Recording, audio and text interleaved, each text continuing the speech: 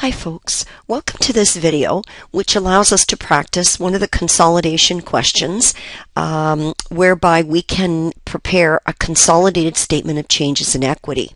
So the way we begin most of these questions is we would look at the data and from there calculate our acquisition differential and from there calculate any goodwill.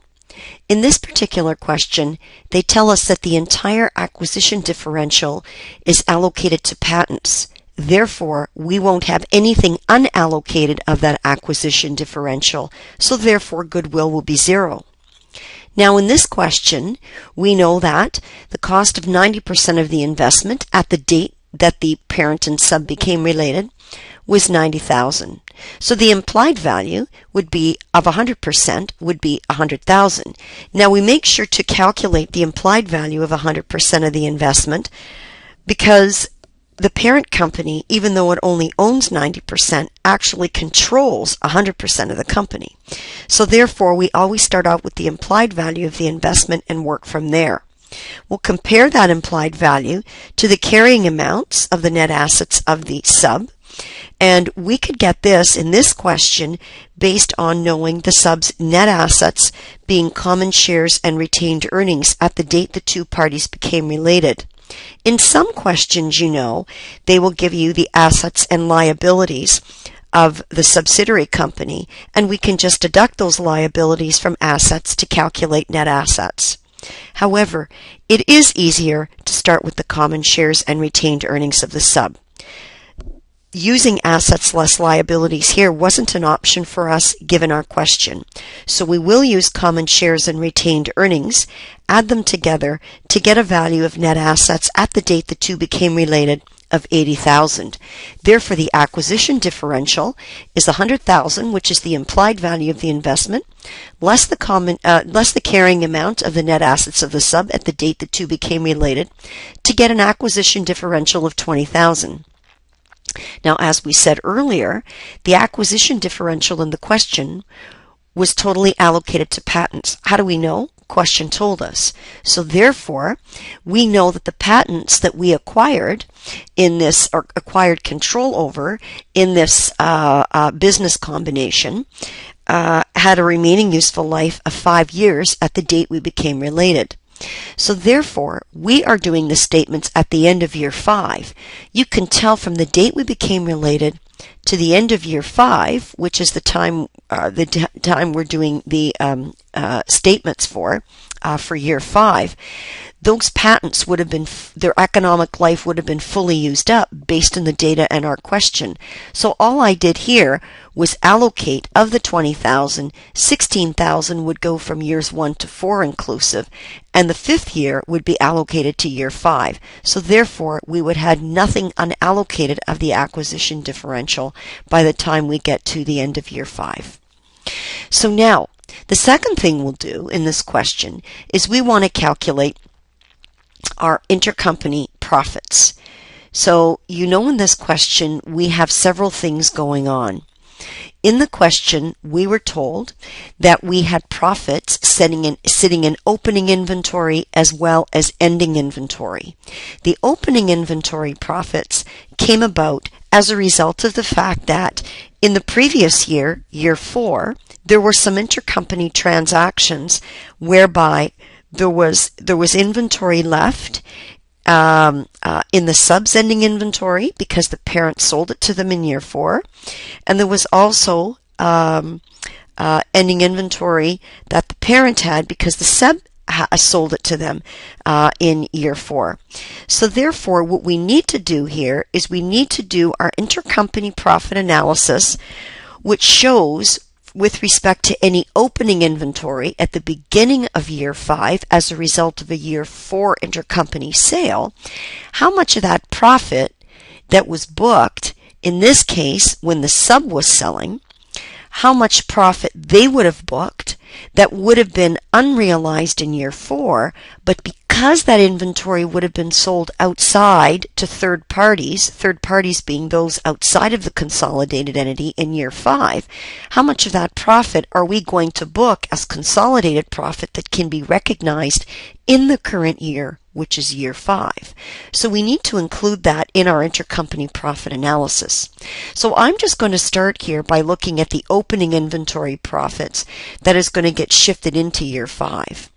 So now we know from the information we had in the question, there's a bullet point here in bullet point 4 that said that on December 31st, year 4, the inventory of the parent included $7,000 of merchandise purchased from the sub. Well, we know that that $7,000, again, if it was purchased from the sub sold it. We also know that in the previous bullet that all of the sales have profit built into them at 40%. That's the gross profit that's built into the inventory. So therefore, we know that there's before tax profit sitting in inventory of $2,800. If we apply the tax rate to it, we know that there's after tax profit sitting in the inventory of $1,680. We also know from the same fourth bullet that we looked at, we also know that the inventory of the sub included $3,000, of merchandise that it purchased from the parent. So therefore, we know that the parent sold it to them. And again, we're using the same rate of gross profit, 40%, and that's from the third bullet in the question. So therefore, we know our before tax profit was $1,200. Apply a tax rate of 40%. We know that our after-tax profit that is sitting in the opening inventory balance is $720. So together, we have $2,400 in after-tax opening inventory profit that will be realized by the consolidated entity in year 5. So what this means to us is that we are going to have to make adjustments when we calculate consolidated net income to include this $1,680 in after-tax profit as an adjustment to the sub's year 5 income, and we have to include this $720 in after-tax profit as an adjustment to the parent's year 5 income. Why year 5?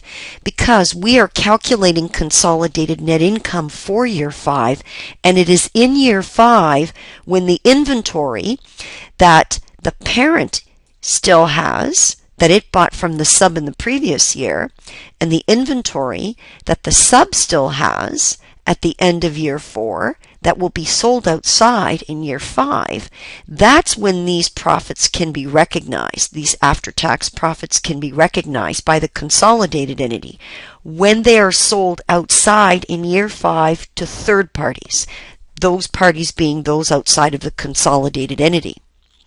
Now, when we look at the ending inventory, that's related to intercompany sales that happened when S sold to P, and P sold to S. These are the amounts of inventory that the parent still has in its ending inventory that it hasn't yet unloaded to third parties. And these again were sales that happened this year.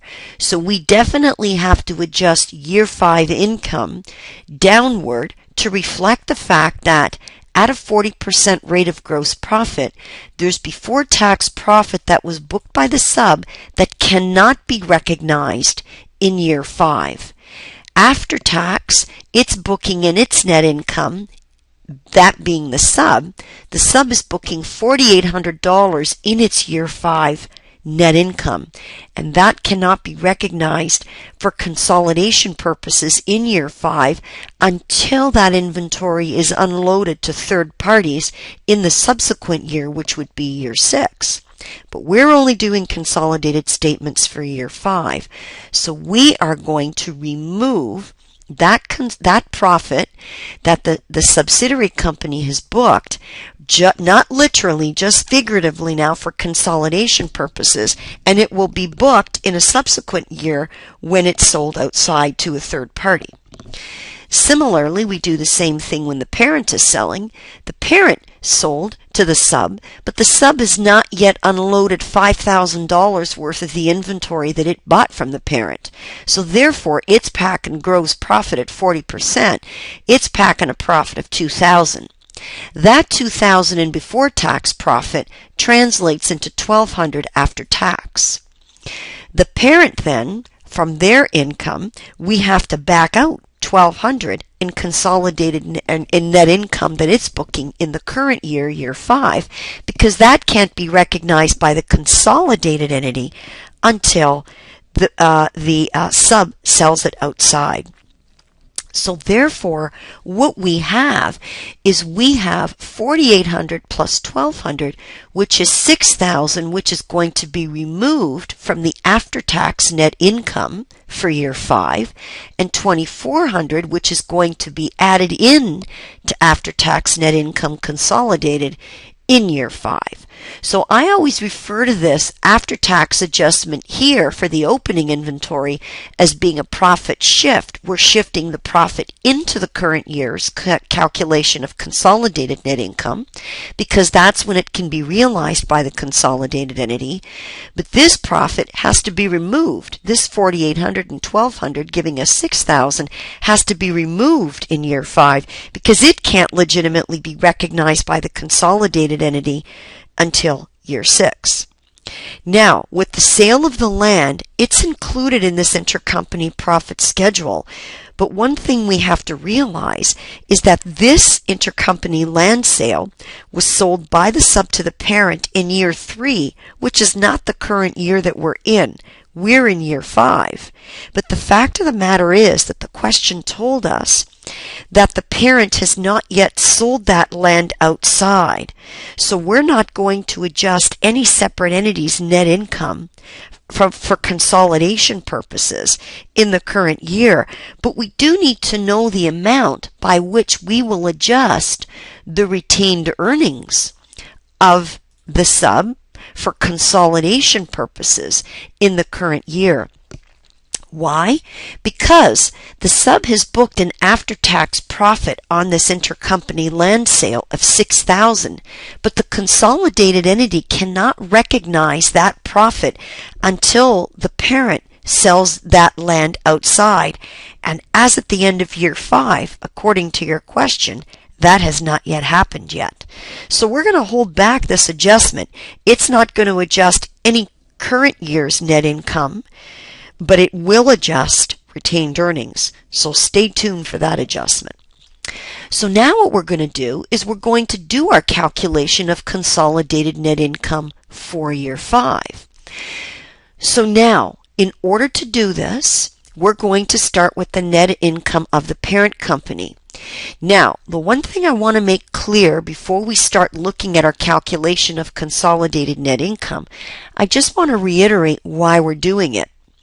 In this question, or in any question, even if you had to do, and you don't have to do it for this question, but even if you had to do a consolidated income statement, I always tell students that they should always be able to calculate consolidated net income, even if you're not asked to do it.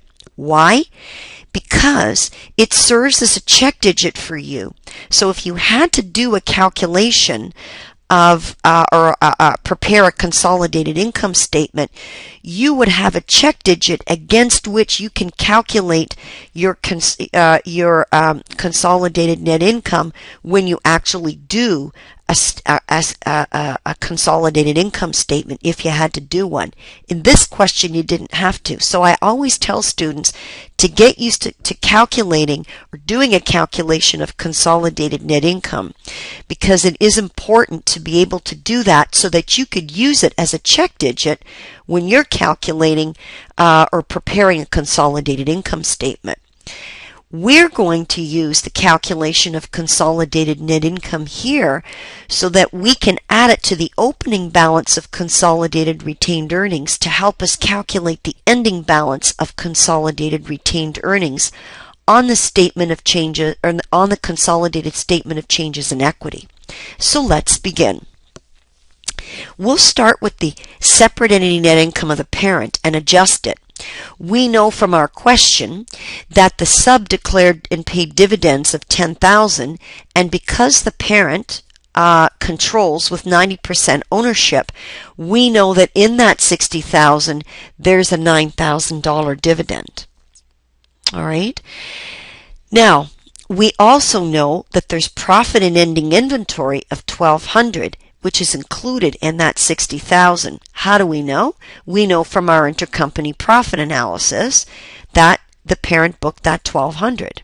We also know that because the subsidiary company has not sold the inventory outside, we can't, or the parent can't, from a consolidated perspective, legitimately book that profit.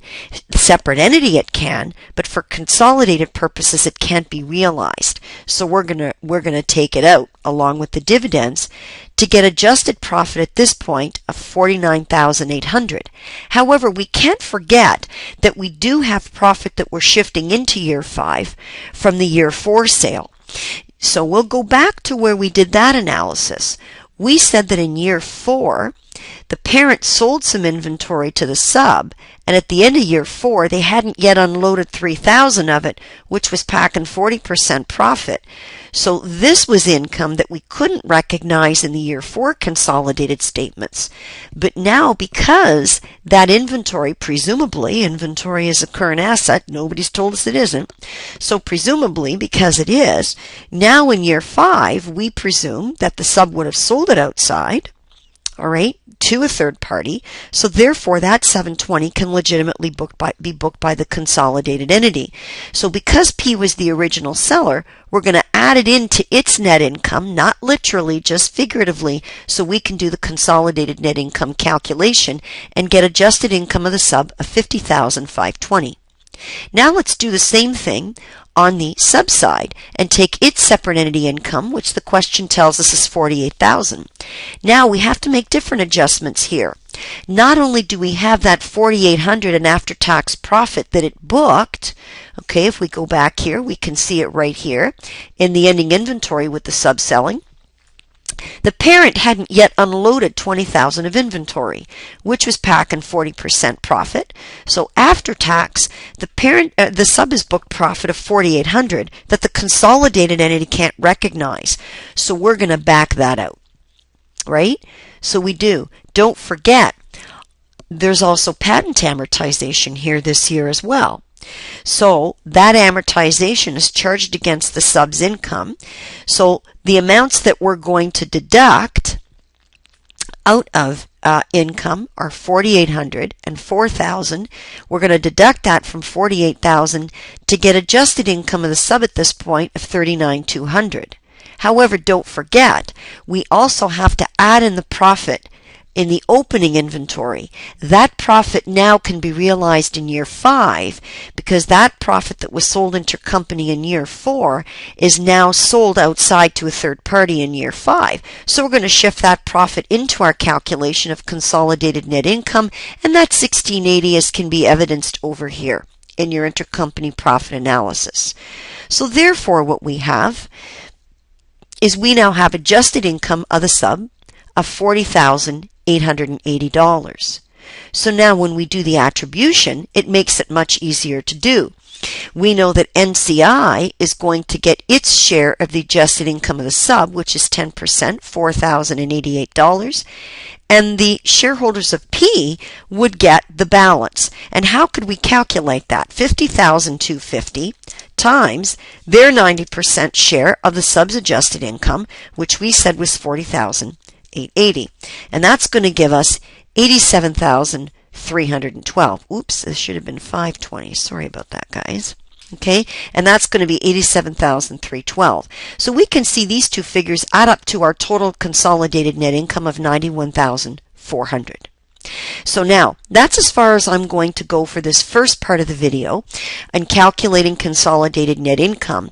Then what we're going to do now in the next part of the video is look at how we calculate the opening balance of consolidated retained earnings, because we're going to need that as our starting point when we calculate the retained earnings column in the consolidated statement of changes in equity. So we'll resume our recording in part 2.